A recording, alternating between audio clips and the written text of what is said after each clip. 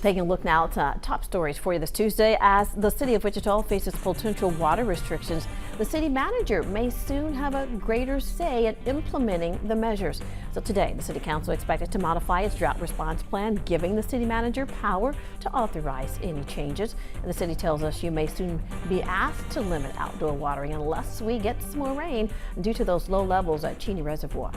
Changes could soon come to 3 Wichita Library branches. The city council expected to approve a contract today for a developer to renovate the Angelou, Alford, and Rockwell libraries. No word yet when the projects could get underway. Kansas Attorney General Chris Kobach suing Pfizer for what he calls misleading claims it made about the COVID-19 vaccine. A newly filed complaint says Pfizer misled Kansans about the vaccine risks and effectiveness and cooperated with social media companies to censor speech critical of the vaccine.